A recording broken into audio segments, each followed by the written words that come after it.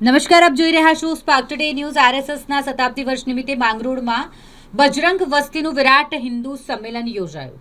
સંમેલનની શરૂઆત વિશાળ કલશ યાત્રાથી કરાઈ, જેમાં મોટી સંખ્યામાં માતાઓ, બહેનો અને ભાઈઓએ ઉત્સાહભેર ભાગ લીધો।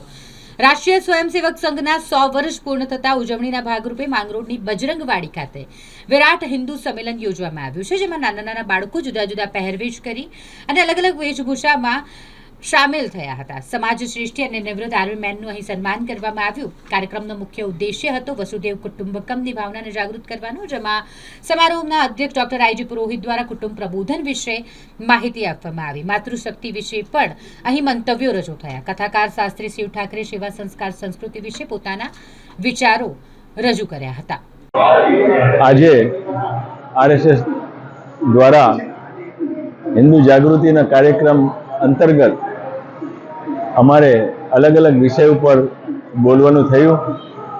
એમાં કુટુંબ પ્રબોધન એટલે કે વિશ્વ આખું આપણું કુટુંબ છે એ ભાવનાને જાગૃત કરવા માટે આપણે શું શું કરી શકીએ એના ઘણા બધા મુદ્દાઓ કહ્યા।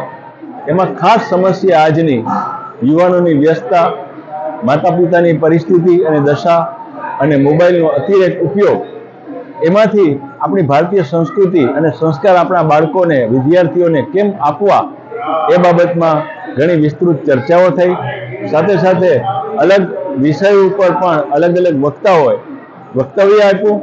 સાથે સાથે આરએસએસની સમગ્ર ટીમે આ કાર્યક્રમને સફળ બનાવવા માટે અને હિન્દુ જાગૃતિ માટે ખૂબ મહેનત કરી છે અને કળશ યાત્રાથી લઈ અને બધા કાર્યક્રમમાં બહોળી સંખ્યામાં માતાઓ, બહેનો, દીકરીઓ, ભાઈઓ ઉપસ્થિત હતા અને કાર્યક્રમ જે લોકોનો ધ્યેય હતો એ પરિપૂર્ણ થયો છે। અને આવાના કાર્યક્રમો, જાગૃતિના કાર્યક્રમો વારંવાર કરે અને અમે બધા એમને સાથ સહકાર આપીએ એવી શુભેચ્છા સાથે ધન્યવાદ। જય હિન્દ।